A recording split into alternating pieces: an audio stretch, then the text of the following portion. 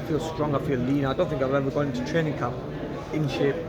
So I'm already, caught up and been training for the last couple of months. While COVID happened, I was in the gym, keeping busy. So yeah, I'm ready. What do you think of Kell as a person?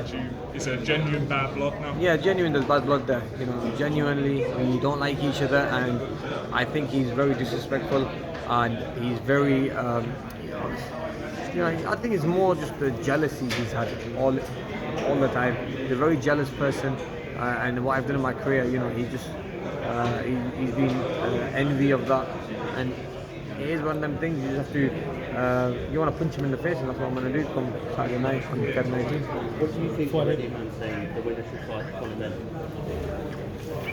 Yeah, Conor's a great fighter, don't get me wrong, but it just depends the route we're going to be taking. But Conor, that's going to be a fight in the future for sure, definitely. Conor is a great champion, great fighter as well. It could be someone that we look at as well. Where would you rank this win along with Marcus Marquez? No, I don't class it as that. I don't class the Kell Brook fight as a big win, like compared to the guys that fought in America, because I think this is more of a British fight more than that. So I class it as a fight that really is bigger than any of the big fights I've done in America. Fuad here for Boxing Team Media. Amir, you labelled Kell a bitter man when you talked about the fame. Where did that originate from? I think it's all originated from what I've achieved in the sport of boxing. Okay, fine, I do a lot of TV shows. I've done a lot of things outside of boxing, but that's only because of what I've achieved in the sport of boxing. Now, as a fighter, I've got all these big sponsorship deals, billboards. I've done like TV shows and stuff, and I think it's more. And that they come to me to get them deals because I've done so well in the sport of boxing. Kell maybe he's not done as well as I've done in boxing. That's why he's not got them deals on the table. So I think that's why he's bitter, that he's not that person that he wants to be, or wants to be in my shoes, and obviously he can't be.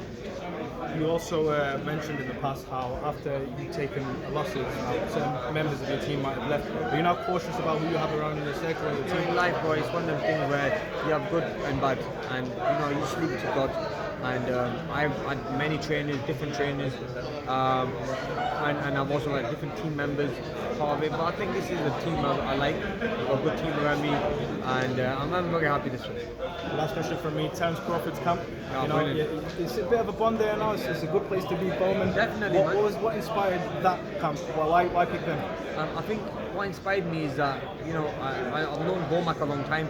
I've even been speaking to Crawford a long time as well. Before my fight, we've been following each other for a very long time. And I remember when he came over to me at the MGM Arena for a picture one time. And I was like, he's now one of the best pound fighters in the world. Such a humble guy, great fighter, and so much you can learn from him. Sometimes by spending time with someone, for example, when I was with Manny Pacquiao, when it was with Andre Ward, I've trained with these guys, and when you train with the top guys, if you look at my career, I've always been amongst the pound for pound best fighters in the world. Yeah. And obviously it brings the best out of you as well, having the best coaching, having the best. I think it'll bring the best out of me and make me the better fighter I am. Is there a little bit of needle when you're sparring? No, is there that might be a little bit. Yeah, there might be a little bit. You know what I mean? But to be honest with you, look, it's probably about learning, but I will try to put it on him. Amir. Talk about the sparring, Amir. What happened in that sparring session between you and Kell Brook had no chance. I remember the coach telling me to use only one hand. You have to take it easy on him. And he was never ever. He says he was. And I think Dominic admitted that he sparred Amir Khan, and he didn't mention the part where I battered him, but he mentioned everything else, that Amir's quick and was shot. I got picked for the Olympic team at the age of 17, fighting men at the age of 34, and that's only because I was beating people up, beating all the best fighters in the UK up, and then went to Olympics at the age of 17, being the youngest ever to win a medal for Great Britain. But Kell's always been very bitter that he didn't do what I've done. He wants to always be in my shoes. Even if he did get picked for any qualifiers, I don't think he would have qualified. I don't think he would have got far. So he's always had that bitterness in him. So you think he's jealous of you, though? 100%, Jealous of his achievements? 100%, you said it there, yeah. I think so.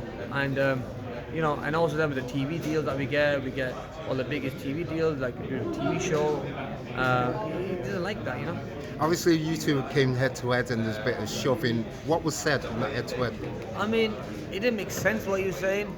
He was just, I think more than anything, I think he's happy that he's getting the payday, and he's just taking the fight, and then he's got the fight. More than anything, I think so. I just left it to him. I mean, I didn't really want to argue or say something, sit to him too much. Yeah. Right, and obviously you're training with Terence Crawford. What do you make of the Crawford-Porter fight? Crawford is a beast. I mean, one of the best fighters in the world. Honestly, I've shared the ring with the guy, but the way his timing, position, and power he took up with him, and speed. Look, there's no one beating him. He is one guy who will go many weight categories and beat a lot of people.